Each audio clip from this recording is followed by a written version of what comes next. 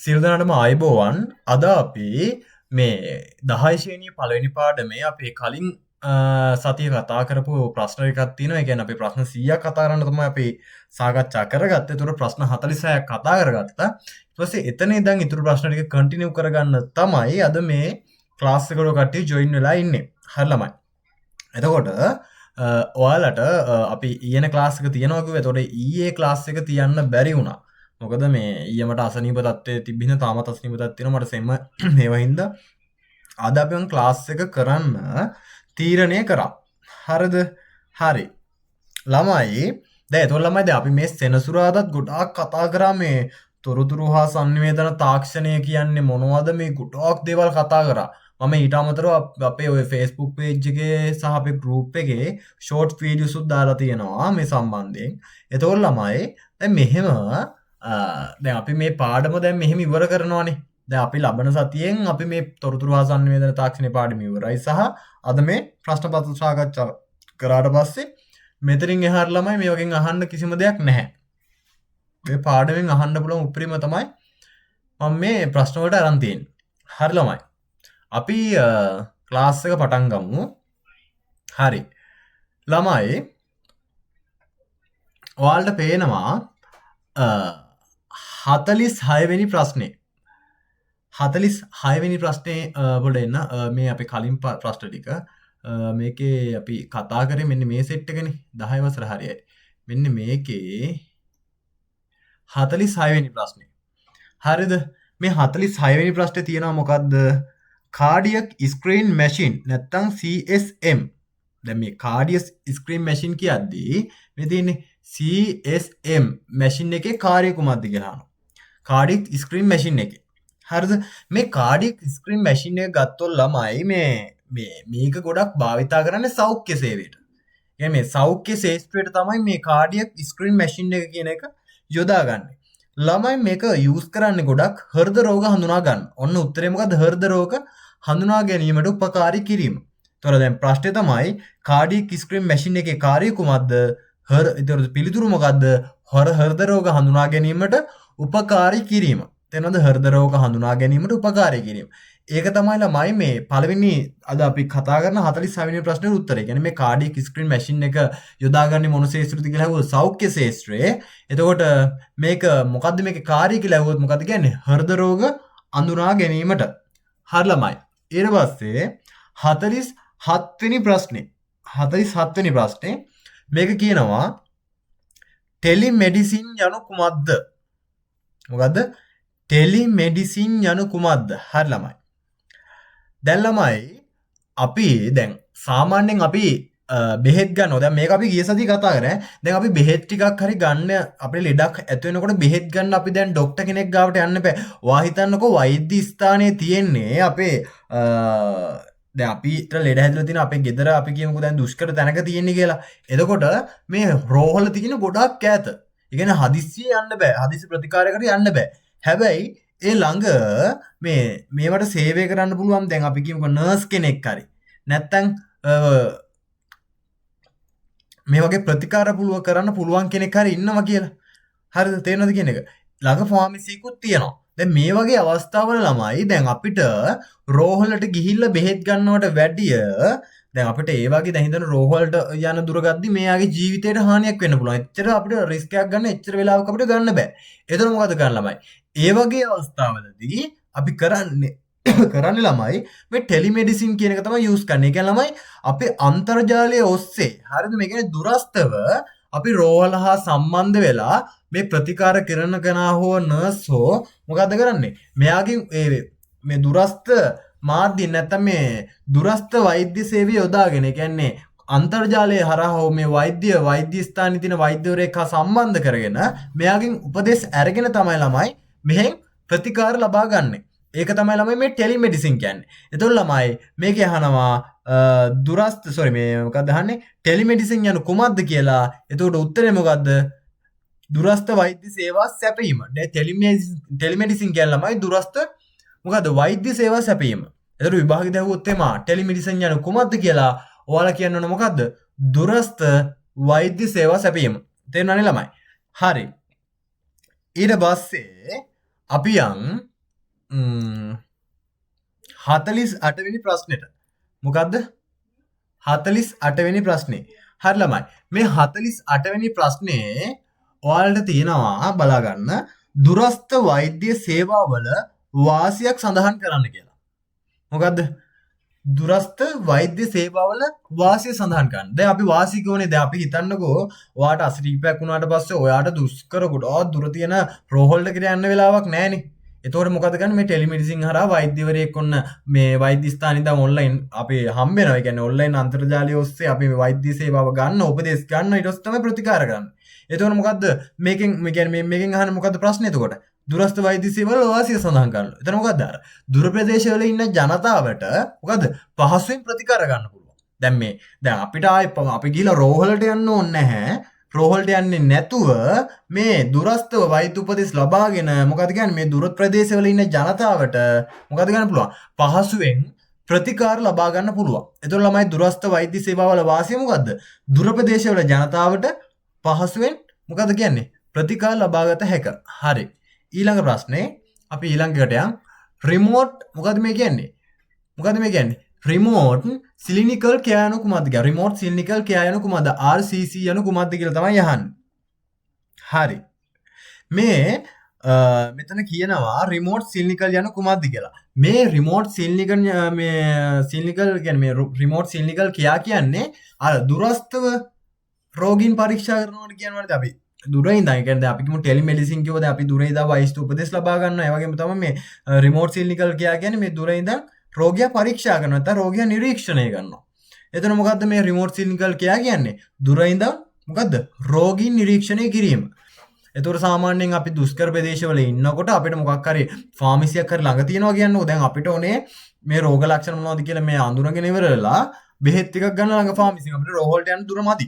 එහෙම වෙලාවකදී මොකද කරන්නේ? මේ RCC නැත්තම් රිමෝට් සිලිනිකල් කෙයා කියන මේක තමයි අපි යූස් කරන්නේ. ඒ කියන්නේ මොකද්ද? දුර ඉඳන් රෝගියා නිරීක්ෂණය කරනවා. නිරීක්ෂණය කරාට පස්සේ අදාළ බෙහෙත් ටික කිව්වට පස්සේ මේ ෆාමසි එකෙන් ගන්නවා.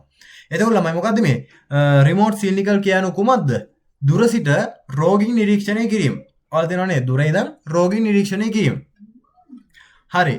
ඊළඟ එක මේක කියනවා link home monitoring system යනු කුමක්ද? මොකද්ද? link home monitoring system යනු කුමක්ද කියලා අහනවා. හරි ළමයි. link home monitoring system යනු කුමක්ද?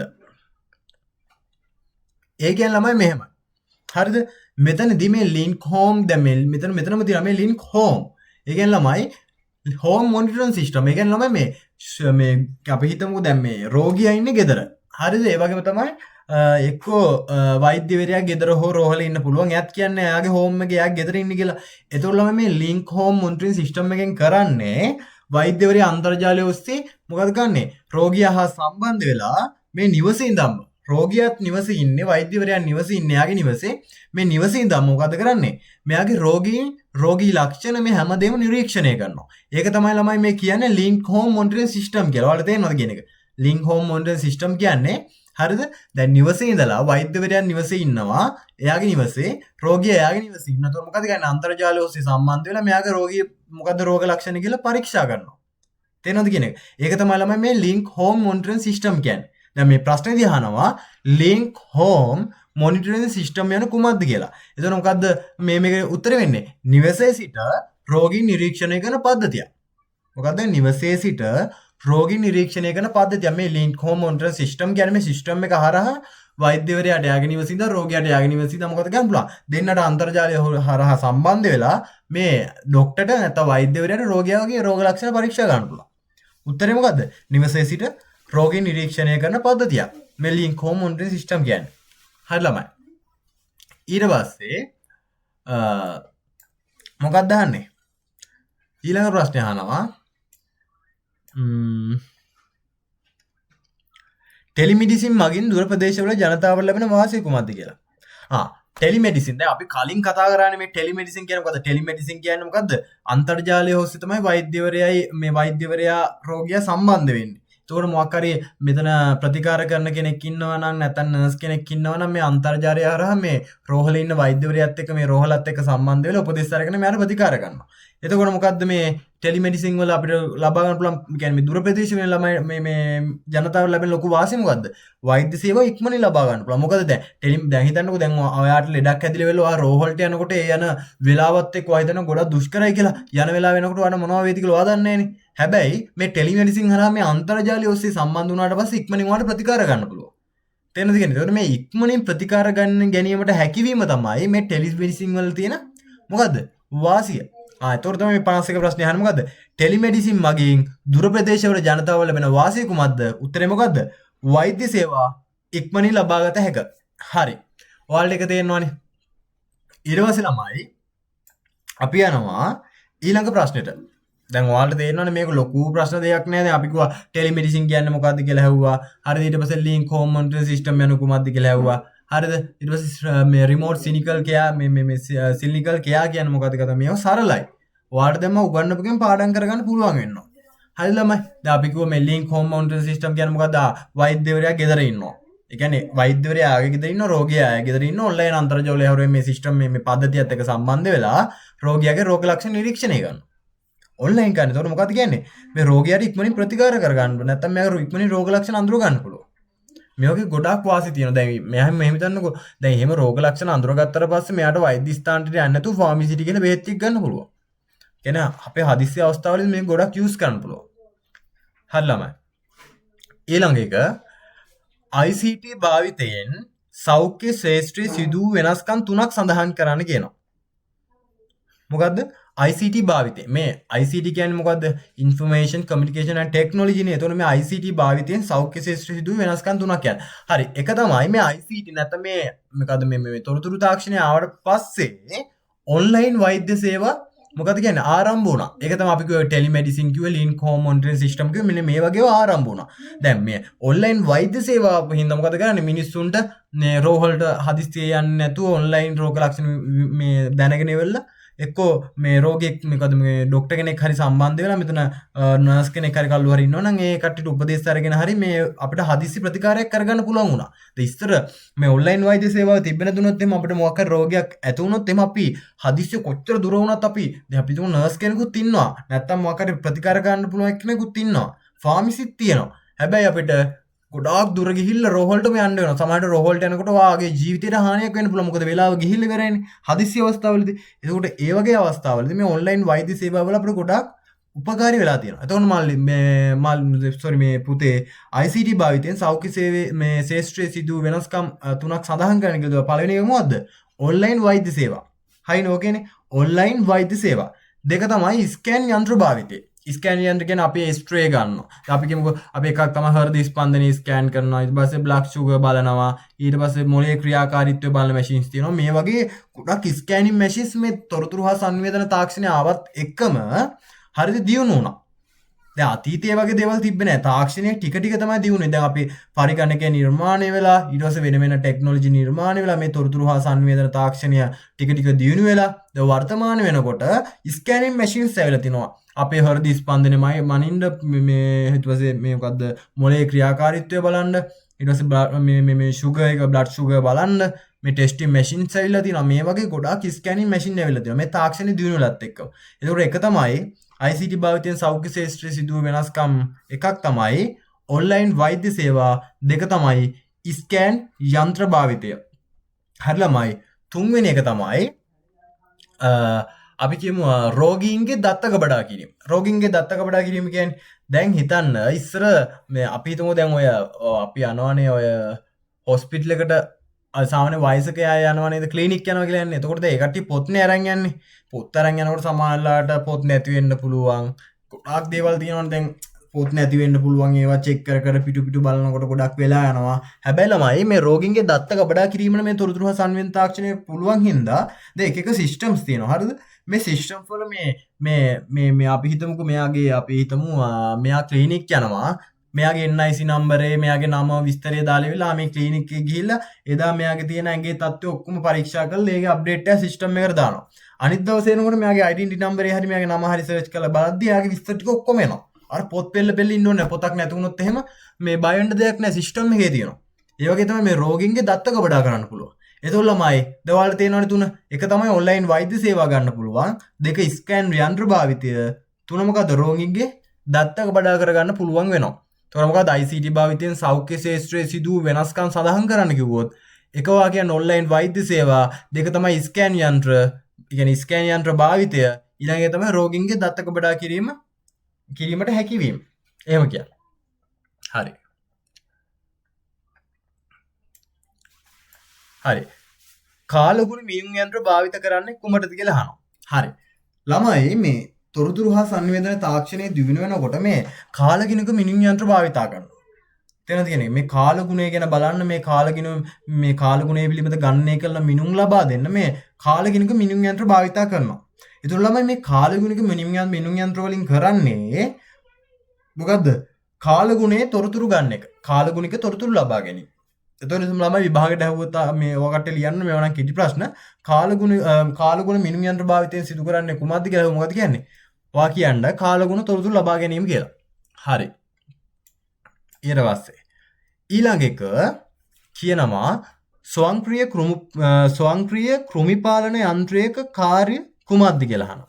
හරිද? එතකොට ළමයි මේ ස්වයංක්‍රීය කෘමිපාලන යන්ත්‍රයක් ගත්තොත් එහෙම මේවා සාමාන්‍යයෙන් වගාවලිත් තමයි භාවිතා කරන්නේ. ඒ කියන්නේ ළමයි දැන් සාමාන්‍යයෙන් කෘමීන් එනවා. එක එක මේ පලිබෝධිකයෝ එනවා. එතකොට දැන් මේ කට්ටියකින් වගාව ආරක්ෂා කරගන්න එපේ.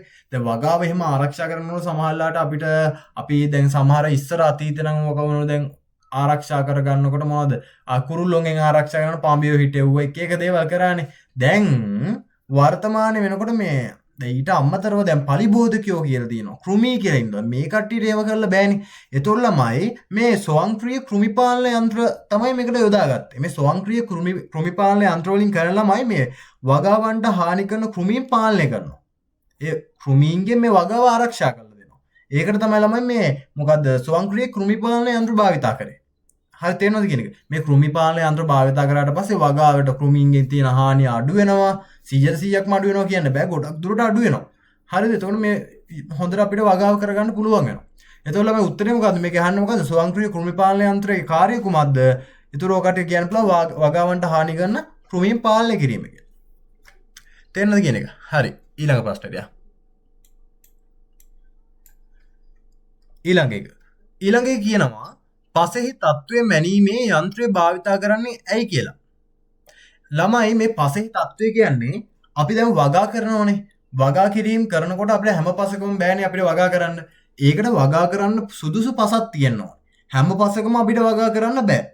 එතකොට ළමයි මෙහෙම අපිට සුදුසු පසක් තෝරා ගැනීමට තමයි මේ ළමයි මේ පසෙහි කියන්නේ මේ තත්ත්ව මැනීමේ යන්ත්‍ර භාවිතා කරන්නේ. මේ පසේ තෙතමනේ තියෙනවද? මේ මෙන්න මේ අපි වගා කරන දෙකට මේ පස හරියට ගැලපෙනවද? මෙන්න මේ දේවල් වලට තමයි පසෙහි මොකද කියන්නේ? තත්ත්වය මැනීමේ යන්ත්‍ර භාවිතා කරන්නේ. එතකොට මේ ප්‍රශ්නේ අහනවා පසෙහි තත්ත්වය මැනීමේ යන්ත්‍ර භාවිතා කරන්නේ ඇයි කියලා. උත්තරය වල ලියන්න පුළුවන් පසෙහි තත්ත්වය පරීක්ෂා කිරීමට කිරීම සඳහා වගාවට සුදුසු මේ කියන්නේ මේ පසේ තත්ත්වය පරීක්ෂා කරලා වගාවට සුදුසු බව තීරණය කිරීම තමයි ගොඩක් මේ පසේ තත්ත්ව මැනීමේ යන්ත්‍ර භාවිතා කරන්නේ. අපිට පසේ තියන්න පුළුවන් මේක වතුර මට්ටම දැන් තෙත කොහොමද මෙන්න මේ වගාවට මේක සුදුසු නම් මේක වගා කරන්න මේ පසේ මොන වගේ පසකද අපිට ඕනේ වෙන්නේ මේ පසේකට සුදුසු මේව බලන්න පුළුවන්. ඒතකොට පසේ තත්ත්වෙ මැනලා වගාවට සුදුසු කියලා අපිට හොයාගන්න පුළුවන්. ඒක තමයි උත්තරය. එතකොට මොකද්ද? පසේ තත්ත්වය පරීක්ෂා කර වගාවට සුදුසු බව සෙවීම තීරණය කිරීම. හරි.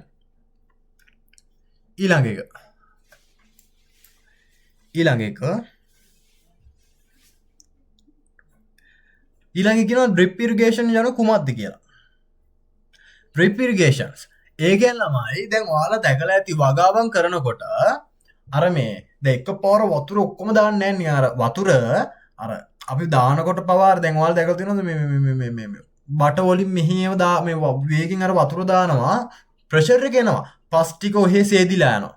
එතකොට වගාවේ මේ පැලවලට හානි වෙනවා. එහෙම ළමයි වගා කරනකොට කරන්නේ නැහැ. ළමයි වතුර වැටෙන්නේ බිඳු වශයෙන් වැටෙනවා. ඔයාලා දැකලා තියෙනවද අර වතුර දාන අර මේ පෝච්චි වගේ තියෙන්නේ. අර ලස්සන එක සිදුරු කරලා තියෙන වතුර ටික ලස්සන එනවා. එන්නේ ඒවට තමයි මම මේ ඩ්‍රිප් ඉරිගේෂන්ස් කියන්නේ. තේරෙනවද කියන එක? මේ ඩ්‍රිප් ඉරිගේෂන්ස් කියන්නේ අර බිඳු ආකාරයෙන් ජලය සැපීමේ ක්‍රමයක් මේක. ඒ කියන්නේ ළමයි මේ ජලය එකපාර වැටෙන්නේ නැහැ. ලස්සනට බිඳු ආකාරයෙන් වැටෙන්නේ. ඒ කියන්නේ මේ බිඳුවාකාරයෙන් වැටෙනකොට පස සීදිලා යන්නෙත් නෑ සහ අපිට මේ අපේ මේ පැලවලට නැත්තම් මේ වගාවලදී අපි වගා කරලා තියෙන පැලවලට හානියක් වෙන්නේ නැහැ. එතකොට තමයි මේ ඩ්‍රිප් ඉරිගේෂන් යොදාගන්නේ මොකද්ද? බිඳුවාකාරයෙන් ජලය සැපීමට. තේරෙනවද කියන එක? එතකොට විභාගයට ආවොත් ඩ්‍රිප් ඉරිගේෂන්ස් කියන කුමක්ද කියලා මොකද්ද කියන්නේ? බිඳුවාකාරයෙන් ජලය සැපීමේ ක්‍රමයක් කියලා. බිඳුවාකාරයෙන් ජලය සැපීමේ ක්‍රමයක් කියන්නේ ඉවරයි වැඩි. තේරෙනවද කියන? හරි.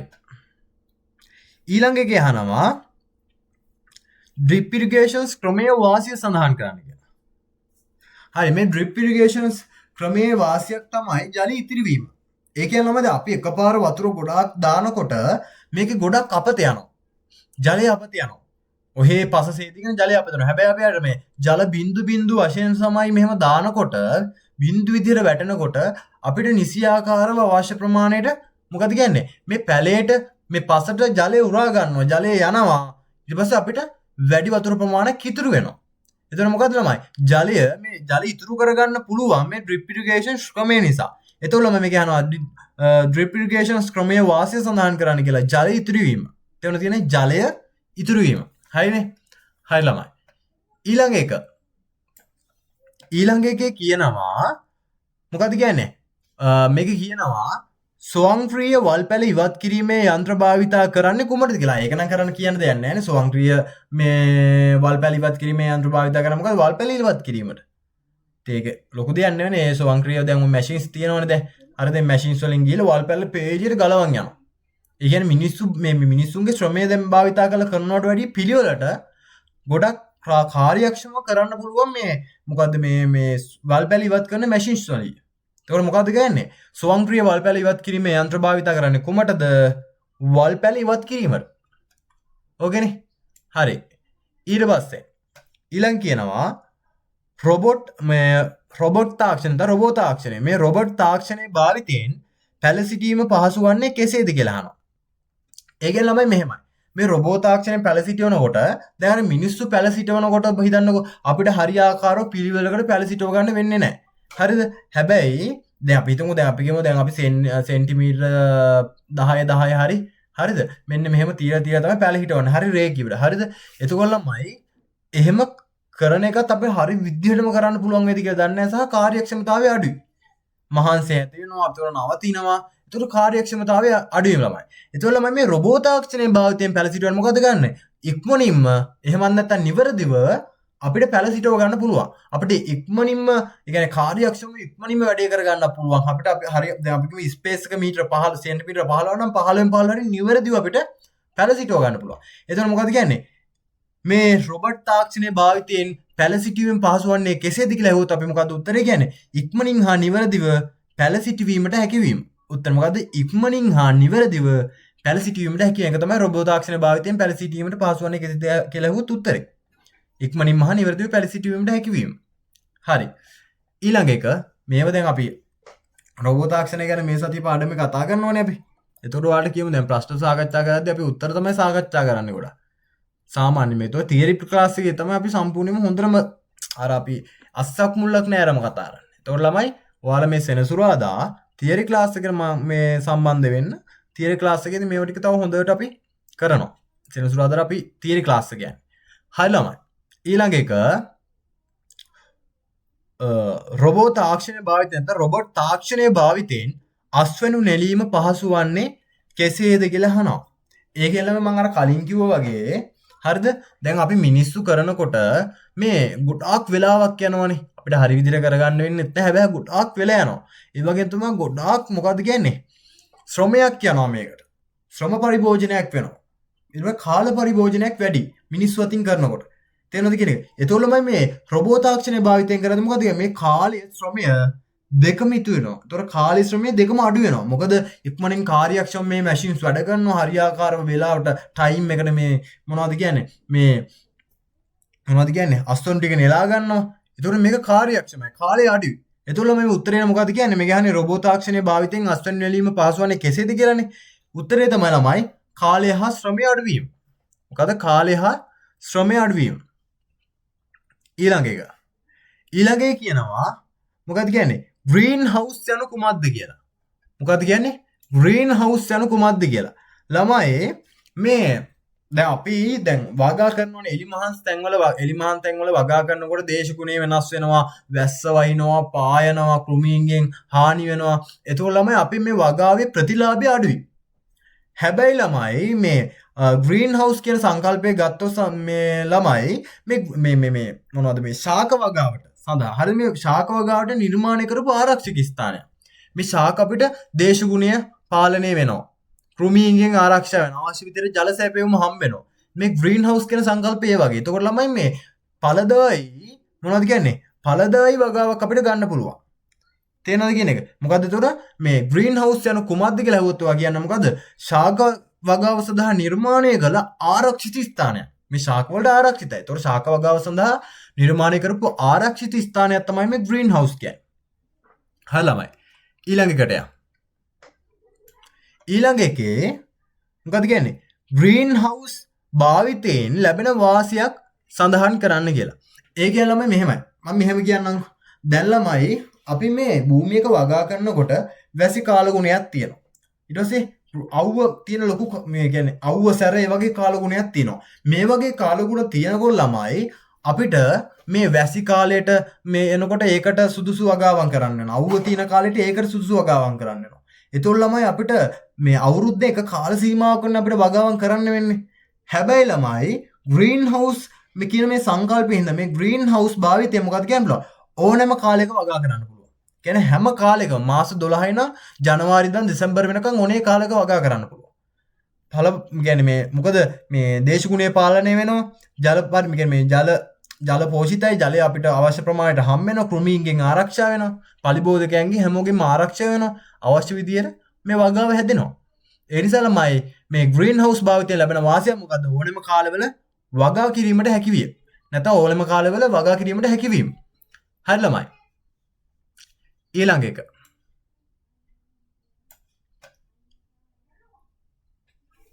හල මේ මොකද RFID යන්නෙහි සම්පූර්ණ නාමය මේ කියන්නේ කියලා මේ RFID කියන රේඩියෝ ෆ්‍රීකවෙන්සි අයිඩෙන්ටිෆිකේෂන්. ඒක මේ සාමාන්‍යයෙන් ඔයාලා හිතාගන්න මේ ඒක මේ කියන්න දෙයක් නැහැ. RFD යන්නෙහි අර්ථය කොහොමද කියහුවොත් R කියන්නේ රේඩියෝ. ෆ්‍රීකවෙන්සි කියන්නේ තරංගයක්. මේ රේඩියෝ තරංග. කියන්නේ මේ රේඩියෝ ෆ්‍රීකවෙන්සි අයිඩෙන්ටිෆිකේෂන් කියන්නේ මේ රේඩියෝ තරංග මොකද්ද කියන්නේ? අඳුනා ගැනීම. ඒක තමයි RFID කියන්නේ. මේ RFID වලින් කරන්නේ මොකද්ද? මේ රේඩියෝ තරංග අඳුරගන්න එක. ඒක තමයි ළම මේ තියෙන්නේ මේ R මොකද මේ රේඩියෝ ෆ්‍රීකවෙන්සි අයිඩෙන්ටිෆිකේෂන්ස් කියලා. ෆ්‍රීකවෙන්සි කියන්නේ මොකද? තරංග අයිඩෙන්ටිෆිකේෂන් හඳුනා ගැනීම. රේඩියෝ තරංග හඳුනා ගැනීම. එතකොට මේ RFID යන්නේ සම්පූර්ණ නාමය මොකද්ද? ඉංග්‍රීසි වලින් කිව්වොත් රේඩියෝ ෆ්‍රීකවෙන්සි අයිඩෙන්ටිෆිකේෂන්ස්. මොකද්ද? Radio frequency identification. හරි. ඊළඟ එක. හරි. දැන් මේ RFID උපකරණය භාවිතා කරන්න කුමටද කියලා අහනවා. ඒ කියලාමයි දැන් අපිට මේ අපි දැන් ওই රොබෝ තාක්ෂණෙත් ඉගෙන ගන්නවා. මේ අපිට ඔය තියෙන සෙන්සර්ස් තියෙන එකේ අල්ට්‍රාසොනික් සෙන්සර්ස් කියලා තියෙනවා. මේ වගේ අපි මොකද කරන්නේ? මේවා ප්‍රෝග්‍රෑමින් කරනවා රොබෝ තාක්ෂණයේ Arduino වලින්. ඒතකොට ළමයි මේ RFID නැත්නම් මේ රේඩියෝ ෆ්‍රීකවෙන්සි අයිඩෙන්ටිෆිකේෂන්ස් කියන මේකෙන් කරන්නේ අපිට මේ කෘෂි කර්මාන්තයේදී ගත්තොත් එimhe සතුන් හරි බාණ්ඩ හරි අඳුර ගන්න පුළුවන්. ඒ කියන්නේ අපි ෆ්‍රීකවෙන්සියක් යවල වෙලේ ෆ්‍රීකවෙන්සියට අදාළව ආය අපිට රිටර්න් එනවනේ ෆ්‍රීකවෙන්සි එක. අපි තරංගයක් යවුවට පස්සේ තරංගෙ මේ මොකක් හරි දෙයක වැදිලා ආය රිටර්න් අපිට එනවා. ඒ රිටර්න් වැදුනට පස්සේ වැදිච්ච දුරයි ඒ වගේ තියෙන ප්‍රබලත්වයත් එක්ක ඒ කට්ටිය හඳුන ගන්නවා මේ මොන සත්වයේද නැත්නම් මෙයා සතෙක් නම් එහෙමයි මේ මොන බාණ්ඩයක්ද හඳුන ගන්නවා. ඒකට තමයි ළමයි මේ RFID භාවිතා කරන්නේ. රේඩියෝ ෆ්‍රීකවෙන්සි අයිඩෙන්ටිෆිකේෂන් භාවිතා කරන්නේ. එතකොට ළමයි මේ RFID උපකරණ භාවිතයෙන් කරන්න මොකද්ද කියලා මොකද්ද කියන්නේ? සතුන් හෝ බාණ්ඩ හඳුනා ගැනීම. තේරෙනවද?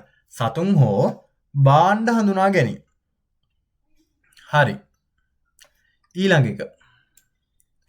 ඊළඟ එකේ කියනවා සත්ව පාලනයේදී මොකද්ද කියන්නේ? සත්ව පාලනයේදී ICT භාවිතා කරන ආකාරය සඳහන් කරන්න කියනවා. මොකද්ද? සත්ව පාලනයේදී ICT භාවිතා කරන ආකාරයක් සඳහන් කරන්න. එතන මොකදනේ? RFID භාවිතයෙන් මොකද කියන්නේ? සතුන් හඳුනා ගැනීම. රේඩියෝ ෆ්‍රීකවෙන්සි අයිඩෙන්ටිෆිකේෂන් වලින් සතුන් හඳුනා ගැනීම. අපිට පලිබෝධික හරි කෘමි හරි අනුසමින් මේ රේඩියෝ ෆ්‍රීකවෙන්සි අයිඩෙන්ටිෆිකේෂන් නැත්නම් RFID එකෙන් අපිට අඳුර ගන්න පුළුවන් මේ මොන කෘමියද කියලා. අඳුරගෙන එයාට එයාව මර්ධනය කරනවා මර්ධනය කරන්න. ඒතර ළමයි මේ මොකද කියන්නේ මේ සත්ත්ව පාලනයේදී ICT භාවිත කරන ආකාරය සඳහන් කරන්න කියද්දි මොකද කියන්නේ? RIFD භාවිතයෙන් සතුන් හඳුනා ගැනීමට හැකියවීම කියලා ලියන්න. හරිද? හරි. ඊළඟ එක නාන CCTV කැමරා භාවිත කරන්න කුමටද කියලා. මේක නම් ඉතින් සාමාන්‍ය දෙයක් නේ CCTV කැමරා භාවිත කරන මොකද ආරක්ෂාව සඳහා නිරීක්ෂණයට. අපි ගෙවල් වල භාවිත කරනවා, ෂොප් වල භාවිත කරනවා, අපේ ආරක්ෂාවට නැත්නම් නිරීක්ෂණය කරන කැමරා භාවිත කරන. උත්තර උත්තරේ මොකද්ද මේ CCTV කැමරා භාවිත කරන්න කුමටද? ආරක්ෂාව සහ නිරීක්ෂණය කිරීම. හරි. ඊළඟ එකේ කියනවා වයර්ලස් CCTV භාවිතයක මේ වයර්ලස් CCTV පද්ධතියක වාසිය සඳහන් කරන්න කියලා. ළමයි මේ වයර්ලස් කියන ළමයි රැහන් රහිත. ළමයි මේ රැහන් රහිත කියද්දි දැන් සාමාන්‍යයෙන් අපිට කේබල් ගත්තොත් එම අපි හිතමු අපේ දැන් Wi-Fi නැත්නම් වයර්ලස් කැමරා එකක් තියෙනවා. කැමරාව තියෙන අපි ඉන්නේ නුවරලි, මම නුවරලි ඉන්නේ. කැමරාව තියෙන්නේ අපේ ගහලා නුවර ෂොප් එකේ කියන්නේ වයර් එක දැන් හිතන්නකෝ වයර්ස් තිබ්බොත් එහෙම දැන් වයර් එක නුවරට යවන්න වෙනවනේ මේ මොකද්ද මේ කැමරාවට ඒක සක්සස් ද නැහැනේ. හැබැයි මේ වයර්ලස් ඉඳා අපිට ඕනෑම ස්ථානක තියා මොකද්ද කියන්නේ බා ඕනෑම ස්ථානකකින් අපිට ඕනෑම වෙලාවක අවට නිරීක්ෂණය කරන්න පුළුවන්. ඒ වගේම තමයි මොකක්ද කියන්නේ රැහන් රහිතව දත්ත එවන්න පුළුවන්. ඒක තමයි කියන්නේ. දැන් අපිට නුවර තියෙන ෂොප් එකේ තියෙන මේ පෙන් ඩේටා ටික දත්ත ටික රැහන් රහිතව අපිට ගන්න පුළුවන්. බලන්න පුළුවන්. එතකොට ළමයි වයර්ලස් CCTV පද්ධතියක වාසිය සඳහන් කරන්න කියන මොකක්ද කියන්නේ? රැහන් රහිතව දත්ත ලබා ගත හැක. මොකද්ද? රැහන් රහිතව දත්ත ලබා ගත හැක. හරි. ඊළඟ එක ලැප්ටොප් භාවිතයෙන් මොකද කියන්නේ? ලැප්ටොප් භාවිතයෙන් ගොවිපළ කළමනාකරණය පහසු වන්නේ කෙසේද කියලා අහනවා. හරි. මෙන්න මෙහෙමයි ළමයි. දැන් අපිට දැන් හිතන්නකෝ ගොවිපළක් අපි ගොවිපළක් කරනකොට අපිට මේ වගේ ආදායම් එනවා, මේවට වියදම් යනවා. තේරෙනවද කියලා? ඒතර අපේ ලාභයක් තියෙනවා. අපිට ඒ දේවල් අපිට මැනේජ් කරගන්න හරි අමාරුයිනේ. අපිට හරි විදිහටම ගණනය කරගන්න හැමදාම අමාරුයි අපේ රාජකාරීත් එක්ක. හැබැයි ළමයි අපි ලැප්ටොප් එකක් ඔය තියෙනකොට හරි මොකද කියන්න පුළුවන්. අපිට කොච්චරක් වියදම් ගිහිල්ලා තියෙනවද? කොච්චරක් ආදායම හම්බෙලා තියෙනවද? මේකේ ප්‍රොෆිට් එක කොච්චරද? මේ හැමදේම මොකද කියන්නේ අපි ලැප්ටොප් එකකට අපි දත්ත හැමදාම දාලා අපිට විශ්ලේෂණය කරලා අපිට කියන්න පුළුවන් මේ මාසේ ගිය මාසෙට වඩා මේ වගේ ලාභයක් තියෙනවා. නැත්නම් මේ මාසේ ගිය මාසෙට වඩා මෙච්චර වියදමක් ගිහිලා තියෙනවා. මේව විශ්ලේෂණය කරන්න පුළුවන්. ලැප්ටොප් එකක් භාවිතය. ඒතොල් ළමයි මේක අහනවා මේ ලැප්ටොප් එකක් භාවිතයෙන් ගොවිපළ කළමනාකරණය පහසු වන්නේ කෙසේද කියලා. එතකොට මොකද කියන්නේ? දත්ත ගබඩා කිරීම සහ විශ්ලේෂණය කර ගැනීමට හැකි නිසා. දත්ත ගබඩා කරන හැමදාම ඩේලි ආදායම් වියදම් දානවා. විශ්ලේෂණය කරනවා මේ වැඩිම ආදායමක් ගත්තේ කවද්ද? එතකොට මේ මාසේ ප්‍රොෆිට් එක කීයද? කොච්චර වියදමක් ගෙහිලා තියෙනවද? මේ හැමදේම අපිට බලා ගන්න. ඒක තමයි ළමයි කියන්නේ. මොකද්ද? ලැප්ටොප් භාවිතයෙන් ගොවිපළ කළමනාකරණය පහසු වන්නේ කෙසේද? උත්තරේ තමයි දත්ත ගබඩා කිරීම හා විශ්ලේෂණය කිරීමට හැකියවීම. හරියම ඒක ලොකු දෙයක් නැහැ. මේවා ගැන මෙහෙමයි. දැන් මේකට ගැන අපි ලොකුවටම කතා කරනවා මේ සෙනසුරාදා ක්ලාස් එකේ. ඔයාලා ක්ලාස් එකට ජොයින් වෙලා සෙනසුරාදා මේක සම්පූර්ණයෙන්ම මේ අපේ නම්බර් එක ඔයාලගේ කන්ටැක්ට් කරගන්න පුළුවන්. අපේ කන්ටැක්ට් කරගෙන ඉවරලා ඔයාලා මේ සෙනසුරාදා ක්ලාස් එකට ජොයින් වෙනවා. ඒතකොට සෙනසුරාදා ක්ලාස් එකේ මේවා හැමදේම අපි තව කියලා දෙනවා ඉස්සරහට. පේපර් ක්ලාස් එකනේ පේපර් ක්ලාස් එකේ මේක තියරි ක්ලාස් එකක් නෙමෙයි පේපර් ක්ලාස් එකක්. ඒ නිසා අපි දැන් මේක ප්‍රශ්න ටික තමයි සාකච්ඡා කරන් යන්නේ. ඒතකොට මේ උගන්ලා නැති ඒවා අපි සෙනසුරාදා සාකච්ඡා කරාට පස්සේ ඔයාලට තව පුළුවන් වෙනවා. දැන් මම ප්‍රශ්න සාකච්ඡා කරද්දිත් ඔයාලට පුළුවන් වෙනවා. ඊට පස්සෙත් ඔයාලට මේ සෙනසුරාදා ක්ලාස් එක කරද්දි පුළුවන් වෙනවා. ඔයාලා හරි විදියට ඔය දේවල් ටික කරන්න. හැමදාම කියනවනේ ඉගෙන ගන්න වෙලාව ඉගෙන ගන්න කම්මැලි වෙන්න එපා. හොඳට ඔයාලට වතුර තිබහක් හරි තියෙනවා නම් මම ඔය වතුර එකක් එහෙම බීලා හරිද? වැඩ ගන්න අවුලක් නැහැ. මහන්සිය ළමයි කමයි අපි කවදා හරි ප්‍රතිඵලයක් හම්බෙන්නේ. ඔයාලා මහන්සි වෙනකොට ඔයාලගේ ප්‍රතිලාභය වැඩි. අපි දෙයක් කරන්න තමයි අපිට දේ හැමදාම අපිට හරි විදිහට කරගන්න පුළුවන්. ඒ හින්දා ළමයි ඔයා දෙයක් හරි විදිහට කරනකොට ඔයාට ඒකේ ප්‍රතිඵලෙත් හම්බ වෙනවා. තේරෙනවද කියන එක? හරි. ඊළඟ එක ස්මාර්ට් පෝට් භාවිතයෙන් ගොවයාට ලැබෙන වාසිය සඳහන් කරන්න කියනවා. ස්මාර්ට් ෆෝන් භාවිතය. අපිට කියන්නේ මොකද අපිට ගන්න පුළුවන් ස්මාර්ට් ෆෝන් භාවිතය. කාලෙකින් තොරතුරු ඉක්මනින් ලබා ගන්න පුළුවන්. අපිට ගොවිපලක් කරද්දී අපිට දේශගුණය මොන වගේ තියෙනවද, අද වහිනවද, පායනවද අපිට දැනගන්න පුළුවන්. ඒතකොට ස්මාර්ට් ෆෝන් එකක් තියෙද්දි මොකද කියන්නේ කාලගුණය පිළිබඳ තොරතුරු ලබා ගන්න පුළුවන්. ඒක ලියන්න කාලගුණය පිළිබඳ තොරතුරු ලබා ගන්න පුළුවන්. ලොකු දෙයක් නැහැ. හරි. ඊළඟ එක.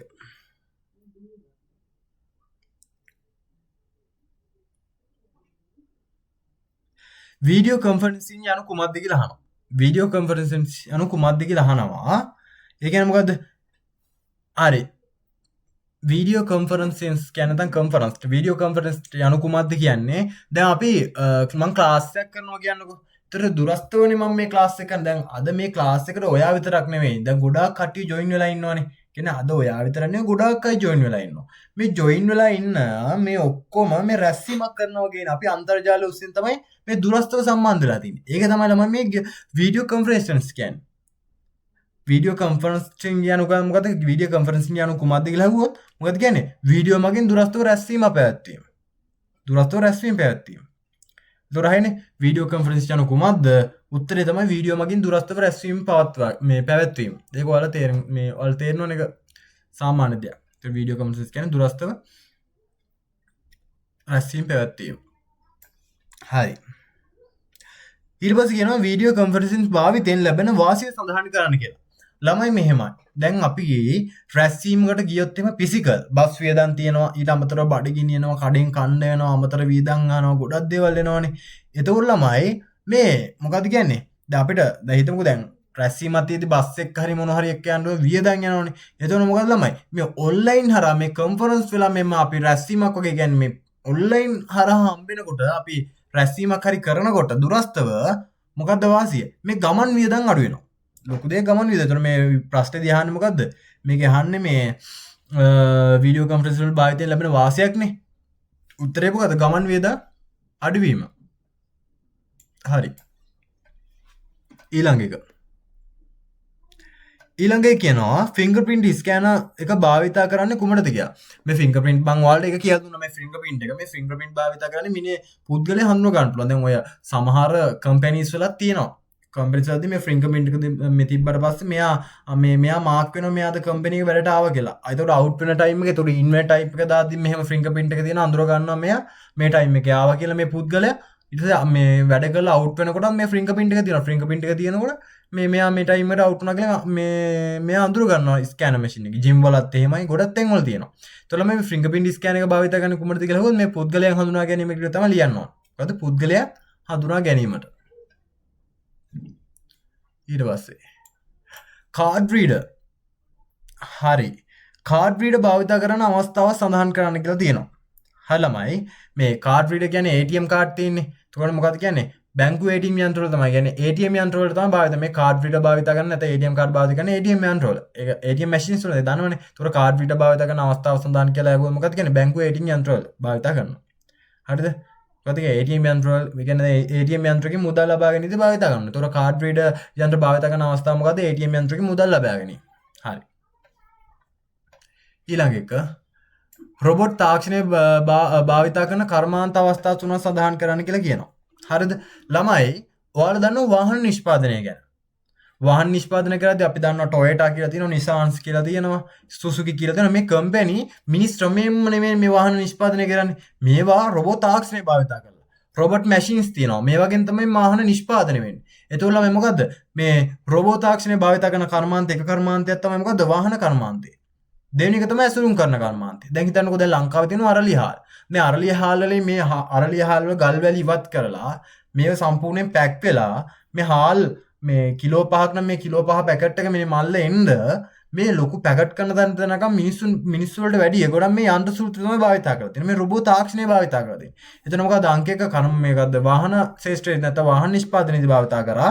දෙවෙනි එක ඇසුරුම් කරන්නේදී භාවිත කරන ඊළඟ එක තමයි වෙල්ඩින් කටයුතු වල. දැන් මේ වෙල්ඩින් කටයුතු වල දැන් වාහන මේ කියන්නේ මේ සමහර යකඩ වෙල්ඩින් කරද්දී මේ මැෂින්ස් තමයි ඇවිල්ලා වෙල්ඩින් එක මෙහෙම ප්ලාස්ටර් වගේ වෙල්ඩින් එක ගහනවා.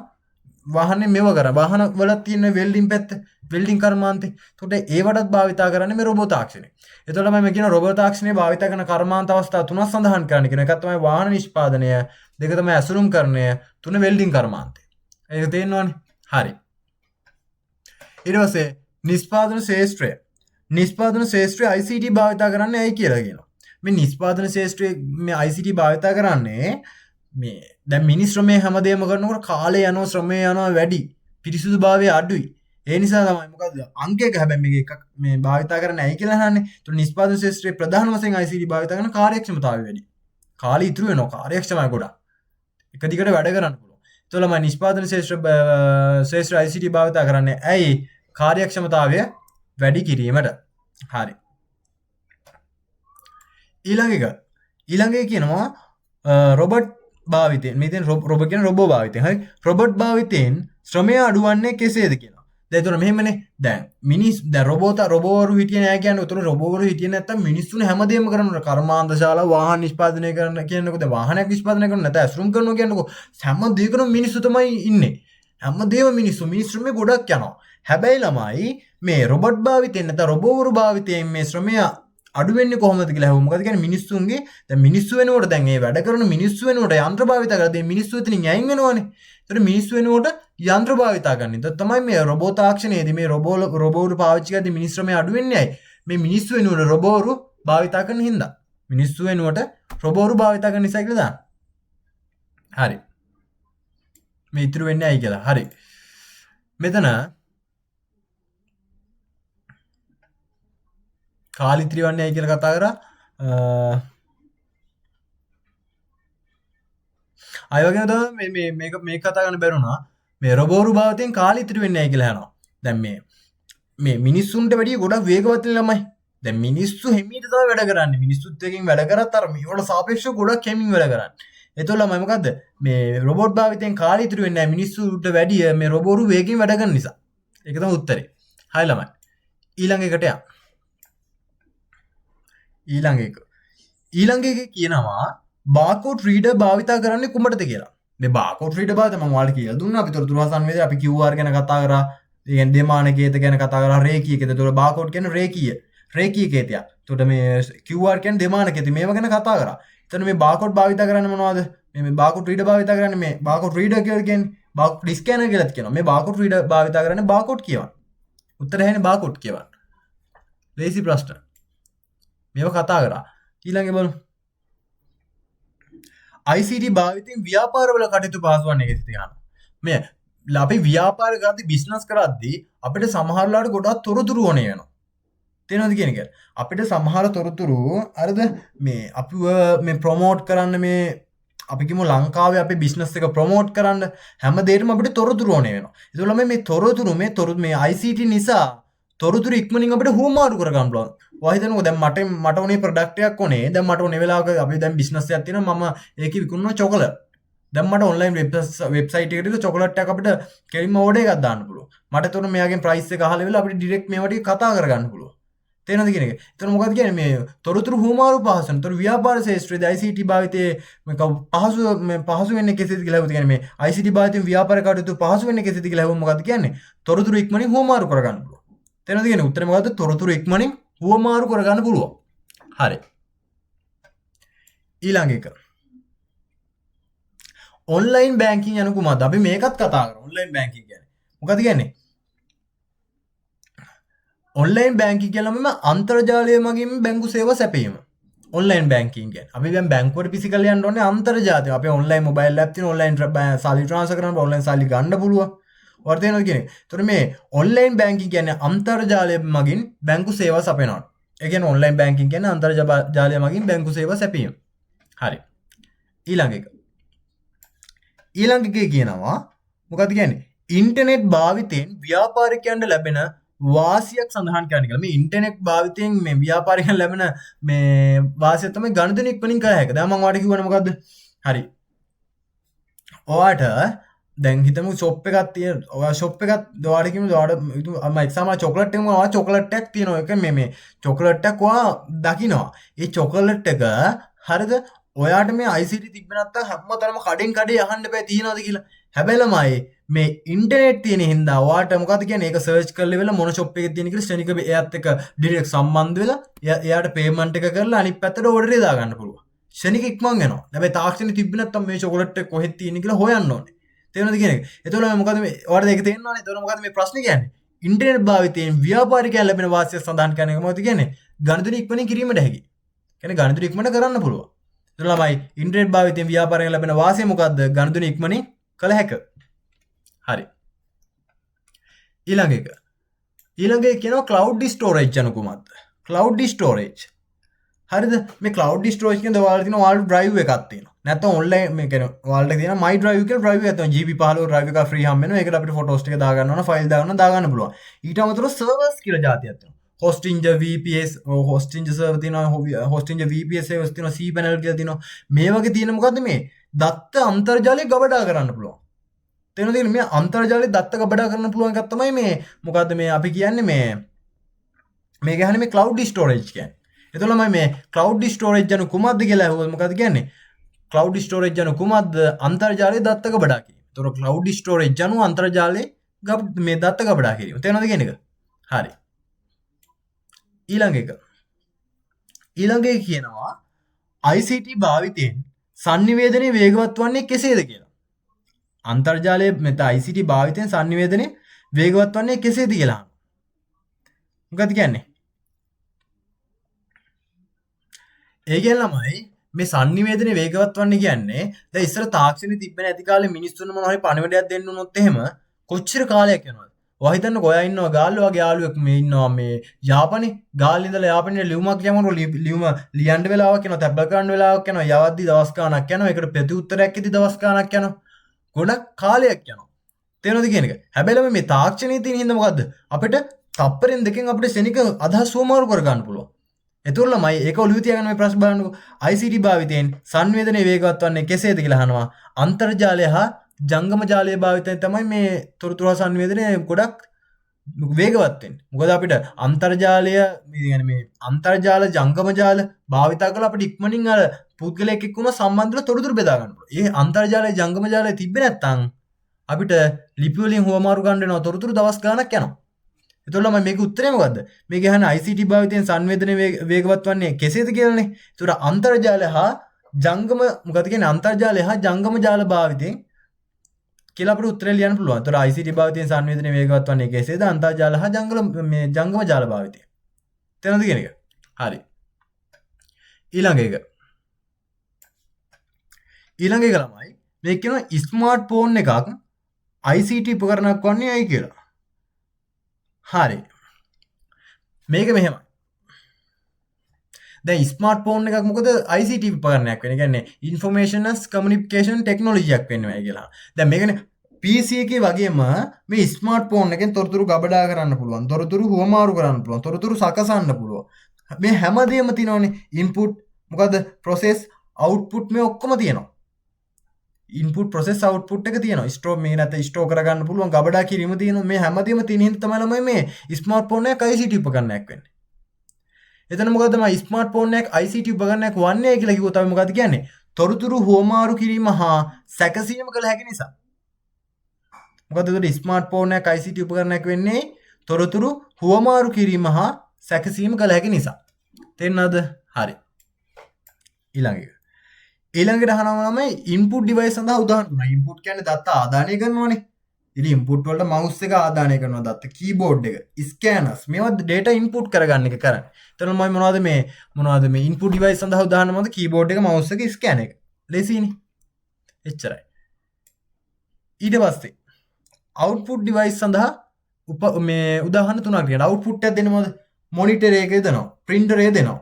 ඊට පස්සේ ස්පීකර් එක දෙනවා. දැන් මොනිටර් එකෙන් අපිට ඩිස්ප්ලේ වෙනවා. output එකක් දෙනවා. print එකෙන් අපිට print වෙලා ඉවරලා output එකක් දෙනවා. print වෙච්ච කොලේ තියෙන මොනවා හරි print වෙලා නම් ඒ දේ පෙන්නනවා. ස්පීකරෙන් ශබ්ද output එකක් එනවා. තේරෙනවද? ඒතර input සඳහා මේ උදාහරණ තමයි keyboard එක, mouse එක, scan එක. ඒතර output නැත්නම් ප්‍රතිදානය සඳහා උදාහරණ තමයි monitor එක, monitor එක. ඊට පස්සේ මොනවද? printer එක. ඊට පස්සේ මොනවද? speaker එක. හරි. ඒවා ලොකු දේවල් නෙමෙයි. ඊළඟ එක කියනවා storage device සඳහා උදාහරණ තුනක් ලියන්න කියලා. storage කියන්නේ hard මේ කියන්නේ මොනවද කියන්නේ අර අපි මොන හරි data ටිකක් මේ දත්ත ටික ගබඩා කරන්න පුළුවන් device සඳහා උදාහරණ තුනක් සඳහන් කරන්න කියලා. කියන්නේ මොනවද? hard disk තියෙනවා, pen drive තියෙනවා, memory card තියෙනවා. අපි hard disk දන්නවා PCs වල තියෙන්නේ. ඊට පස්සේ පෙන් ඩ්‍රයිව් දන්නවා පෙන් එක මෙමරි කාඩ් එහෙම තියෙනවා ෆෝන් වල. එතකොට මොනවද? හાર્ඩ් ඩිස්ක් පෙන් ඩ්‍රයිව් මෙමරි කාඩ් ඔය චිප් කියන්නේ. තේරෙනවද කියන්නේ? චිප් තියෙනවා. එතකොට මේ ස්ටෝරේජ් ඩිවයිස් සඳහා උදාහරණ තුනක් මොකද්ද? හાર્ඩ් ඩිස්ක් පෙන් ඩ්‍රයිව් මොනවද? ඊළඟට මෙමරි කාඩ්. හරි. ඊළඟ එක ICT භාවිතයෙන් කාලය ඉතිරි වන ආකාරය සඳහන් කරන්න. ඒතර ICT භාවිතයෙන් කාලය ඉතිරි වෙන්නේ කොහොමද? දැන් මම හිතන්නකෝ අපිට මේ ICT භාවිතයෙන් තොරතුරක් කොමාරු කරලා අපි ලියුමම ගමුකෝ. දැන් මම කිව්වා ගාල්නේ ඉඳලා යාපරෙන්ට ලියුමක් කියන්නකෝ කාලයක් යනවනේ. ඒතර කාලය ගොඩක් වැඩි. උත්තරයක් හම්බ වෙනකොටත් කාලය වැඩි. මොකද මේවා මේ තැපැලෙන් තැපැල් වාහනේ යන්න ඕනේ, හෙට යන්න ඕනේ, හෙ ලියුම් බෙදන කෙනා ගිහලා බෙදන්න ඕනේ. ඊට පස්සේ අරයා ඒක දැකලා කියවන්න ඕනේ. කියවලා ඒකට උත්තරයක් හිතලා ලියලා වෙලා ආයෙ මෙහෙන් තැපැල් කරලා ආයෙ මෙහාට එද්දි දවස් ගණනක් යනවා. හැබැයි ළමයි තාක්ෂණයේ දිනුන ඉඳන් මොකක්ද කියන්නේ? වැඩ වේගෙන් වෙනවා. වැඩ වේගෙන් කිරීමට හැකි වෙනවා. මොකද අපි උත්තරයක් කිව්වම අපි මොකක්ද ප්‍රශ්නයක් අහුවොත් එimhe ශනික WhatsApp පරි මොනවා හරි අන්තර්ජාලයක් ඔස්සේ උත්තරය හම්බ වෙනවා. ඒතර ICT භාවිතයෙන් කාලය ඉතිරි වෙන ආකාරය සඳහන් කරන්න වැඩ වේගෙන් කිරීම. උත්තරේ මොකද්ද? වැඩ වේගෙන් කිරීම. හරි. ඊළඟ එක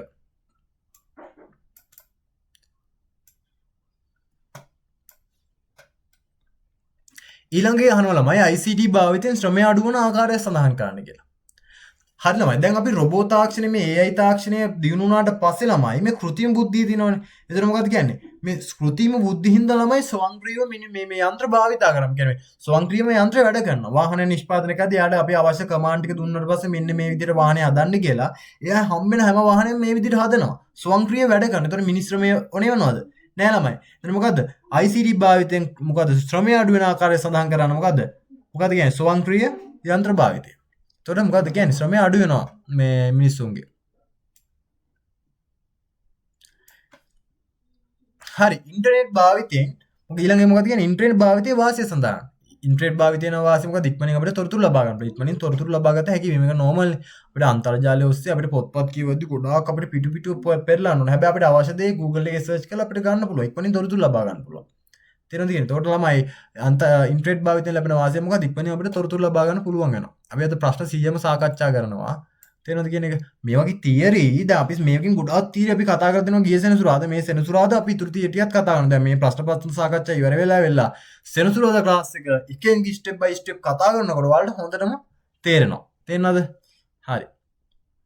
91 ICT භාවිතයෙන් සමාජයට ලැබෙන වාසියක් සඳහන් කරන්න කියලා කියනවා. හරිද? මොකද්ද කියන්නේ?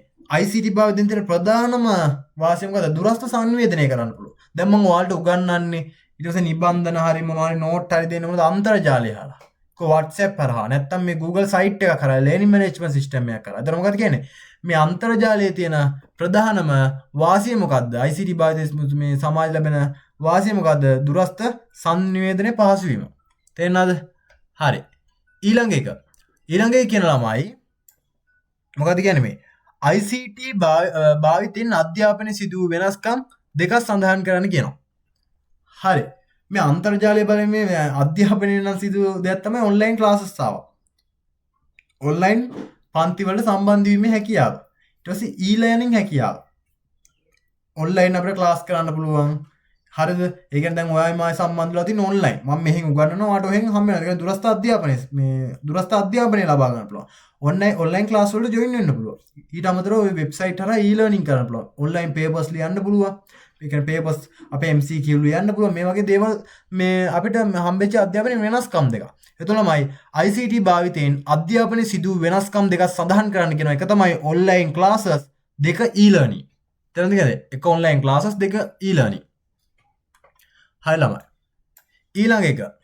ඊළඟ එකේ කියනවා ICT භාවිතයෙන් කෘෂිකර්මාන්තයේ සිදු වෙනස්කම් දෙකක් සඳහන් කරන්න කියලා. මොකද්ද? ICT භාවිතයෙන් කෘෂිකර්මාන්තයේ සිදු වෙනස්කම් දෙකක් සඳහන් කරන්න කියනවා. එකක් තමයි ඔටෝමේෂන් මැතින් ස්වයංක්‍රීය යන්ත්‍ර. ඉතින් ළමයි මේ ස්වයංක්‍රීය යන්ත්‍රින්ද ස්වයංක්‍රීය වල් පැලවල ගලවන යන්ත්‍ර තියෙනවා.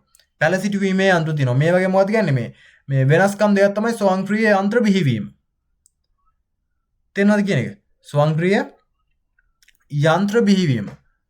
ඊට අමතරව ළමයි අපි කලින් කතා කරා අපිට මතකයි උඩ ප්‍රශ්නෙන් අපි කතා කරා මොකද්ද? ඔයාලට ප්‍රශ්නේ පෙන්නන්නම්. අපි කතා කරා ග්‍රීන් හවුස්. මොකද්ද ළමයි? මේ ග්‍රීන් හවුස්. මේ ICT භාවිතයෙන් හින්දා එකක් තමයි ස්වයංක්‍රීය යන්ත්‍ර බිහි වුණා. අංක 2 මොකද? ග්‍රීන් හවුස් සංකල්පය පැමිණියා. මේ දෙක තමයි උත්තර. නැත්තම් තියෙන මේ මොකද්ද මේ ග්‍රීන් හවුස් කියන්නේ මොකද්ද? අපි ස්මාර්ට් විදිහට මේ දේ කරන්නේ. කාලු ගුණය පාලනය කරනවා, ජලය පාලනය කරනවා, මේ හැමදේම තොරතුරු හා සංවේදන තාක්ෂණයෙන් කරන්නේ. ICT වලින් කරන්නේ. තේන තියෙන එක. එතකොට මොකද්ද? එක තමයි ග්‍රීන් හවුස් සංකල්පය ආවා, අනික තමයි ස්වයංක්‍රීය යන්ත්‍ර ආවා. හයි ළමයි. ඊළඟ එක. ICT භාවිතේ. ICT භාවිතයෙන් සෞඛ්‍ය ශ්‍රේෂ්ඨයේ සිදු වෙනස්කම් දෙකක් සඳහන් කරන්න කියලා. ළමයි එක තමයි ටෙලිමෙඩිසින්. එක තමයි ටෙලිමෙඩිසින්, අංක දෙක තමයි ඩිජිටල් මෙඩිකල් රිපෝට්ස්. ඒ කියන්නේ ටෙලිමෙඩිසින් කියන්නේ අපිට දුරස්ථ වෛද්‍ය සේවා ලබා ගන්න පුළුවන්. ඒතර ICT භාවිතයෙන් සෞඛ්‍ය ශාස්ත්‍රයේ සිදු වෙනස්කම් දෙක එකක් මොකද්ද? දුරස්ථ වෛද්‍ය සේවා. අනිත් එක තමයි මොකද්ද? ඩිජිටල් මෙඩිකල් රෙකෝඩ්ස් ලබා ගන්න පුළුවන්. තේරෙනවද කියන්නේ? දුරස්ථව මොකද්ද කියන්නේ? වෛද්‍ය කියන්නේ දුරස්ථව රෝගී නිරීක්ෂණය කිරීම. වෙනස්කම් දෙයක් මොකද්ද? එකක් තමයි ටෙලිමෙඩිසින්, ඒ කියන්නේ දුරස්ථ වෛද්‍ය සේවා. දෙක තමයි ඩිජිටල් මෙඩිකල් රෙකෝඩ්ස්. හරිද? අපිට අන්තර්ජාලය ඔස්සේ මේ ඩිජිටල් හරිද මේ මෙඩිකල් රිපෝට් මේ රෝගීන්ගේ මෙඩිකල් රෙකෝඩ්ස් ගන්න පුළුවන්. ඒතර විභාගයේදී අහුවොත් එම ICT භාවිතයේ සෞඛ්‍ය ශාස්ත්‍රයේ සිදු වෙනස්කම් දෙකක් කියලා මොකද්ද කියන්නේ? ටෙලිමෙඩිසින් ක්‍රමය හමුවීම, දෙක තමයි ඩිජිටල් මෙඩිකල් රෙකෝඩ්ස් ලබා ගැනීමට හැකියවීම. ඒ දෙක ලියන්න. උත්තරේ හරි. හරි ළමයි. ඊළඟ එක ICT භාවිතයෙන් කර්මාන්ත ශාස්ත්‍රයේ සිදු වෙනස්කම් දෙකක් සඳහන් කරන්න කියලා කියනවා. එක තමයි රොබෝරු භාවිතය. දැන් මේ කර්මාන්ත ශාලාවලදී දැන් ගොඩක්ම වාහන නිෂ්පාදනයේදී මේ තමයි ගොඩක්ම යූස් කරන්නේ. මේ කර්මාන්ත ශාලාවලදී එක රොබෝරු භාවිතා කරනවා. දෙක තමයි ස්වයංක්‍රීය යන්ත්‍ර භාවිතා. මේ කියන්නේ මේ ස්වයංක්‍රීය කරන ලද භාණ්ඩ නිෂ්පාදනය සිදු වෙනවා. ස්වයංක්‍රීය භාණ්ඩ නිෂ්පාදනය. ඒ කියන්නේ අපි කියමුකෝ V આવොත් මේවා හාල් කරලා මේක පැක් වෙන ඉඳන් සම්පූර්ණ මේ ස්වයංක්‍රීය වෙන්නේ. තේරෙනවද කියන්නේ? ඒතර ඔටෝමේටඩ් ප්‍රොඩක්ෂන් වෙනවා. තේරෙනවද කියන්නේ? ඒතර ළමයි ICT භාවිතයෙන් කර්මාන්ත ශාස්ත්‍රයේ සිදු වෙනස්කම් දෙකක් තියෙනවා. එකක් තමයි රොබෝරු භාවිතය. නැත්නම් රොබොට් භාවිතය. නැත්නම් රොබොට් යූස් කරනවා. ද රොබෝරු භාවිතය. දෙක තමයි ඔටෝමේටඩ් ප්‍රොඩක්ෂන් සිදු කිරීම. තේරෙනවද කියන්නේ? ස්වයංක්‍රීය නිෂ්පාදන සිදු කිරීම. और සිංහල ලියන්න පුළුවන් මේ ඉංග්‍රීසි ඉන්න අයත් ඉන්නවා. ඒතකොට දෙකොල්ලටම හරියට තමයි මම මේ කියන්නේ. ඒතකොට ICT භාවිතයෙන් කර්මාන්ත ශාස්ත්‍රයේ සිදු වෙනස්කම් දෙකක් සඳහන් කරන්න. එකක් තමයි රොබෝරු භාවිතය. දෙක තමයි ස්වයංක්‍රීය නිෂ්පාදන. තේරෙනවද කියන එක? හරි. ඊළඟ එක. ෆෝරම් හා වීඩියෝ කන්ෆරන්ස් අතර වෙනස කුමක්ද කියලා අහනවා. දැන් මේ ෆෝරම් එකක් කියන්නේ සාමාන්‍යයෙන් මේ ෆෝරම් එකක් කියන්නේ කමියුනිටි එකක් වගේ තමයි. ගොඩක් අයත් එක්ක තමන්ගේ අදහස් බෙදා ගන්න පුළුවන්. හැබැයි මේවා ගොඩක් ෆෝරම්ස් වල තියෙන ටෙක්ස්ට් ටයිටල් නැත්නම් මේ අකුරු තියෙන ටෙක්ස්ට් විදියට. හැබැයි ළමයි මේ වීඩියෝ කන්ෆරන්සස් ගත්තොත් එimhe මේ වීඩියෝ මගින් තමයි සංවේදනය. දැන් YouTube ගත්තොත් එimhe වීඩියෝනේ තියෙන්නේ. තේරෙනවද? වීඩියෝ මගින් තමයි සංවේදනය කරන්නේ. તો ළමයි ෆෝරම් හා වීඩියෝ කන්ෆරන්සස් අතර වෙනස කුමක්ද කියලා මොකද කියන්නේ? ෆෝරම් එක මොකද කියන්නේ? කියන්නේ ෆෝරම් එක ටෙක්ස්ට් බේස්ඩ් වන අතර මොකද? ෆෝරම් එක ටෙක්ස්ට් බේස්ඩ් වන අතර මොකද කියන්නේ? වීඩියෝ කන්ෆරන්ස් එක වීඩියෝ මගින් සංවේදනය කරනවා කියලා කියනවා. කියන්නේ ෆෝරම් එක අකුරු මගින් සංවේදනය කරන අතර ඒතර වීඩියෝ කන්ෆරන්ස් එක මොකද කියන්නේ? මේ වීඩියෝ කන්ෆරන්ස් මගින් තමයි සංවේදනය කරන්නේ. තේරුණාද කියන්නේ? ෆෝරම් වලින් අකුරු වලින් සංවේදනය කරනවා සහ මේ වීඩියෝ කන්ෆරන්ස් කියන්නේ වීඩියෝ මගින් සංවේදනය කරනවා. මේ දෙක අතර වෙනස තමයි ඒක. ෆෝරම් මගින් මොකද කියන්නේ? ෆෝරම් මගින් මොකද කියන්නේ? අකුරු මගින් නැත්නම් වචන මගින් හෝ අක්ෂර මගින් මේ අකුරු පදනම් කරගෙන සංවේදනය කරනවා. මේ වීඩියෝ කන්ෆරන්ස් වීඩියෝ මගින් සංවේදනය කරනවා. ෆෝරම් අකුරු වීඩියෝ මේ කන්ෆරන්ස් නැවිලා වීඩියෝ. ෆෝරම් එකෙන් මොකයිද කියන මේ ෆෝරම් එකෙන් අකුරු මූලික කරගෙන සංවේදනය කරන වීඩියෝ කන්ෆරන්ස් වලින් වීඩියෝ මගින් සංවේදනය කරනවා. ඕකේනේ? හරි. ඊළඟ එක ECG සහ EEG අතර මොකද්ද කියන්නේ? වෙනස මොකද්ද කියලා අහනවා. ECG කියන්නේ ළමයි හෘද පරීක්ෂාව. තේරෙනවද කියන්නේ? ECG කියන්නේ හෘද පරීක්ෂාව. හෘදයේ තියෙන මොකක් හරි අවුලක් තියෙනවා නම් මේ හෘදේ පරීක්ෂා කරද්දී ECG භාවිතා කරනවා. EEG භාවිතා කරන මොළේ පරීක්ෂාවට. තේරෙනවද? ඒතකොට පිළිතුර මොකද්ද? ECG හා EEG අතර වෙනස කුමක්ද? ECG හෘද පරීක්ෂාවට යොදාගනි. EEG මොළේ පරීක්ෂාවට යොදාගනි. තේරෙනවද? හරි. 98 මොකද්ද? CAT හා MRI යන්ත්‍ර අතර වෙනස කුමක්ද කියලා අහනවා. මොකද්ද කියන්නේ? හරි. මේ CAT යන්ත්‍ර CAT වල යූස් කරන්නේ X-ray. අපි දැන් අපේ කොඳු වැටපෙලේ X-ray එකක් ගන්නවා. හරි මේ වගේ මොන හරි X-ray ගන්නවනම් මේ CAT කියන එක තමයි භාවිතා කරන්නේ. X-ray ගන්න මේ CAT යන්ත්‍රය. ඒතකොට ළමයි මේ චුම්බක තරංග භාවිතා කරලත් අපි මේ ශරීරයේ ඩීටේල්ස් ගන්නවා, තොරතුරු ගන්නවා. ඒ චුම්බක භාවිතයෙන් තොරතුරු ගන්නේ මොන යන්ත්‍රයෙන්ද? MRI යන්ත්‍රය. ඒතකොට ළමයි CAT යන්ත්‍රයෙන් තමයි X-ray ගන්නේ. X-ray machines CAT කියලා කියනවා. CAT කියලා කියනවා. CAT කියන්නේ පූසයි. යා නෙමෙයි, පූසෙක් නෙවෙයි ඈ. මේ CAT කියන්නේ X-ray ගන්න මැෂින් එක. CAT මැෂින් එක. තේරෙනවද කියන එක? මේ MRI යන්ත්‍රයෙන් මොකද කරන්නේ? චුම්බක තරංග භාවිතා කරලා තොරතුරු ගන්නවා. එතකොට මේ CAT හා MRI යන්ත්‍ර අතර වෙනස මොකද්ද? CAT මගින් CAT X-ray භාවිතා කරයි. MRI මගේ චුම්බක තරංග භාවිතා කරයි. ඒ විදිහට ලියන්න. හරි. ඊළඟ එක ටෙලිමෙඩිසින් ක්‍රමයේ වැදගත්කම කුමක්ද කියලා අහනවා. හරි. ටෙලිමෙඩිසින් ක්‍රමයේ වැදගත්කම කුමක්ද කියලා අහනවා. මේ ටෙලිමෙඩිසින් ක්‍රමයේ වැදගත්කම මොකද්ද? දුර ප්‍රදේශවල මේ රෝගීන් නැත්නම් දුර ප්‍රදේශවල රෝගීන්ට දුරස්ථව වෛද්‍ය සේවා ලබා දෙන්න පුළුවන් මේ ටෙලිමෙඩිසින්. ඒතකොට මේ අපි ටෙලිමෙඩිසින් කියන්නේ මොකද්ද කියලා දන්නවද? දැන් දුරස්ථ වෛද්‍ය සේවානේ. ඒතකොට ටෙලිමෙඩිසින් ක්‍රමයේ වැදගත්කම මොකද්ද? දුර සිට රෝගීන්ට දුරස්ථව ප්‍රතිකාර ලබා දීමට හැකිවීම. නැත්නම් දුරස්ථ වෛද්‍ය සේවාවක් ලබා දීමට හැකිවීම. තේරෙනවද? ඔන්න අපි 99 ප්‍රශ්න කතා කරා. අන්තිම ප්‍රශ්න මොකද්ද? තොරතුරු හා sannivedana තාක්ෂණය නවීන සමාජයට අත්‍යවශ්‍යයි. පැහැදිලි කරන්න කියලා කියනවා. මොකද්ද කියන්නේ? මේ තොරතුරු හා sannivedana තාක්ෂණය නවීන සමාජයට අත්‍යවශ්‍යයිලු. පැහැදිලි කරන්න කියනවා. දැන් ළමයි අපි හිතන්නකෝ මේ තොරතුරු හා sannivedana තාක්ෂණය තිබ්බේ නැත්තම් sannivedanaye දුර්වල වෙනවා. ඒ වගේම තමයි මේ කර්මාන්තවල තියෙන කාර්යක්ෂමතාවය නැති වෙනවා. වගාවන් ගත්තොත් එimhe මේ නිසියාකාරව වගා කිරීමට කියන්නේ නිසියාකාරව කාර්යක්ෂමව වගා කරන්න බැරි වෙනවා. ඔයාලට තේරෙනවද කියන්නේ? එතකොට මේ කාලය, ශ්‍රමය, වියදම මේ sannivedana සේවා නිසා මොකද කියන්නේ? වේගවත් වුණා. හැබැයි මේවා තිබ්බේ නැත්තම් ශ්‍රමය අඩු වෙනවා, පිරිසිදුභාවය අඩු වෙනවා, කාලය අඩු වෙනවා. තේරෙනවද කියන එක? කාර්යක්ෂමතාවය අඩු වෙනවා. හැබැයි ළමයි මේ ICT තියෙන හින්දා මේ තොරතුරු හා sannivedana තාක්ෂණය නිසා මොකද සමාජවල තියෙන්නේ? මේ තොරතුරු හා sannivedana තාක්ෂණය නිසා වර්තමානයේ කර්මාන්ත ශාස්ත්‍රය ඉතා කාර්යක්ෂම වන මෙහෙම ලියන්න. කර්මාන්ත ශාස්ත්‍රය ඉතා කාර්යක්ෂම වී ඇති අතර මොකද කියන්නේ? කාර්යක්ෂම වී ඇති අතර ඒ වගේම සෞඛ්‍ය ශාස්ත්‍රය ඒ වගේම තමයි මොකද අපි කියන්නේ? කෘෂි කර්මාන්තය ඉතාම වේගවත්ව හා ඉක්මනින් වැඩ කටයුතු සිදු කර ගැනීමට හැකි වී ඇත කියලා ලියන්න. තේරෙනවද කියන එක? ඒතකොට අපි කෘෂි කර්මාන්තයට ඉක්මනින් කරගන්න පුළුවන් ශ්‍රමය ඉතුරු වෙනවා, කාලය ඉතුරු වෙනවා. තේරෙනවද කියන එක? මේ වේගය වැඩි. තේරෙනවද කියන එක? ඒ වගේම තමයි ළමයි මේ සෞඛ්‍ය සේවෙත් එහෙමයි. ඒ වගේම තමයි ළමයි මේ උසස් සෞඛ්‍ය සේවාවක් ලබා දෙන්න මේ තොරතුරු හා sannivedana තාක්ෂණය මේ ටෙලිමෙඩිසින් කියන මේ සංකල්පයෙන් හින්දා. තේරෙනවද කියන්නේ? ඒතර ළමයි මේ තොරතුරු හා sannivedana තාක්ෂණය නවීන සමාජයට අත්‍යවශ්‍ය බව පැහැදිලි කරන්න කියන්නේ මොකද කියන්නේ? තොරතුරු මේ හා sannivedana තාක්ෂණය පැහැදිලි වෙන්නේ ඇයි කියලා ඇහුවොත් එමවා කියන්න අත්‍යවශ්‍යයි කියලා ඇහුවොත් කියන්නේ මොකද්ද? අතීතයේ සෞඛ්‍ය සේවාව ඉතා දුර්වල අන්දමින් පැවතුණි. නමුත් මේ තොරතුරු හා sannivedana තාක්ෂණයේ පැමිණීමත් එක්කම මේ ටෙලිමෙඩිසින් වැනි සංකල්ප පැමිණීමත් සමගම රෝගීන්ට මොකද කියන්නේ? දුරස්ථව රෝගීන්ව පරීක්ෂා කරලා ඉක්මනින් ප්‍රතිකාර ලබා දෙන්නට හැකි විය. එමෙන්ම මේ කෘෂි කර්මාන්තය හා මොකද කියන්නේ මේ කෘෂි කර්මාන්තය හා මේ කර්මාන්ත ශාස්ත්‍රවල කාර්යක්ෂමතාවය අඩු පිරිවැය වේගවත් බව මේ තොරතුරු හා sannivedana තාක්ෂණය නිසා වැඩි වීම නිසා මොකද කියන්නේ? මේ ශාස්ත්‍රවල විශාල දියුණුවක් සිදු වෙයි කියලා ලියන්න පුළුවන්. ඔයා මේ ගලපලා ලියන්න විලිඛිත භාෂාවෙන් මම ඔයාලට අදහසක් දුන්නේ. මේ ලියන්න. එතන මේ ප්‍රශ්න 100ම හරි. තේරෙනවද? හරි ළමයි අද ඔයාලගේ ප්‍රශ්න 100ම මම සාකච්ඡා කරා. දැන් 46 ඉඳන් අපි කතා කරේ ප්‍රශ්න 100ක් සාකච්ඡා කරා. මෙතනින් එහාට කිසිම දෙයක් එන්නේ නැහැ.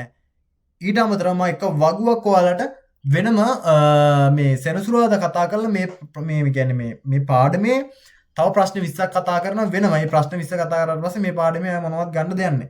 ප්‍රධානම අහන ප්‍රශ්න ටික මෙතන කතා කරා. ඊට අමතරව මේ පරිගණකයේ පරිණාමය ගැන සම්පූර්ණයෙන් මම ඔයාලට මේ සෙනසුරාදා ක්ලාස් එකේ කියලා දෙනවා. ඊට අමතරව කලින් සිලබස් එකේ දැන් කවර් කරන්න තියෙන සම්පූර්ණ මේ සම්පූර්ණයෙන් කවර් කරලා මේ පාඩම සම්පූර්ණයෙන් ඉවර කරනවා. ඔයාලට මේ අද අපි ප්‍රශ්න පත්‍ර සාකච්ඡා නිසා ලොකුවට අපි මේවා ගැන මෙහෙම බැරෑරුම්ව මේ අපි ඩීප් ගිහලා කතා කරන්නේ. අපි තියරි ක්ලාස් එකේ කතා නැත්නම් මේ පේපර් ක්ලාස් එක තියරි ක්ලාස් එක කරනවානේ. ඒතකොට ළමයි අපි තියරි ක්ලාස් එකේදී මේවා ගැන සම්පූර්ණයෙන් හොඳට කතා කරමු. අද පේපර් ක්ලාස් එකේ ඔයාලට ජොයින් වුණා නම් කට්ටිය ඇටෙන්ඩන්ට් මාක් කරලා ජොයින් මේ ලීව් වෙන්න. එහෙනම් ළමයි ඔයාලා අද ඉඳන් මේ මගෙත් එක්ක යනකොට දැන් ඔයාලා හිතා ගන්න මේ පළවෙනි පාඩම ඉවරයි ඊළඟට දෙවෙනි පාඩම පටන් ගන්නවා. ඒකත් ඉක්මන ඉවර කරනවා. මෙහෙම ළමයි මගෙන් මට ඔයාලට දෙන්න පුළුවන් සම්පූර්ණ දේ මම ඔයාලට දෙනවා. ඔයාලගේ පේපර්ස් ටික ඔක්කොම කරනවා, ප්‍රශ්න පත්‍ර සාකච්ඡා කරනවා, මේ තියරි ටික ඔක්කොම කතා කරනවා. ඔක්කොම කතා කරලා ඔයාලා විභාගෙට සූදානම් කරනවා. ඔයාලට ගිහිල්ලා විභාගෙට හොඳින් මුහුණ දෙන්න විතරයි තියෙන්නේ. ඒක ළමයි මගේ උනන්දුවට වැඩිය ඔයාලගේ උනන්දුවත් උනේ. දෙමව්පියෝ වලට මහන්සිලා උගන්වනවා. මේ හැමදේම කරන හින්දා ඔයාලා ඔයාගේ ජීවිතය සාර්ථක කරගන්න කාටවත් බොරු කරන්නේ නැතුව හරි විදිහට ඔයාලගේ වැඩ ටික කරගන්න කියලා මම මේ ලයිව් එක එන්ඩ් කරනවා. එහෙනම් සියලු දෙනාටම තෙරුවන් සරණයි.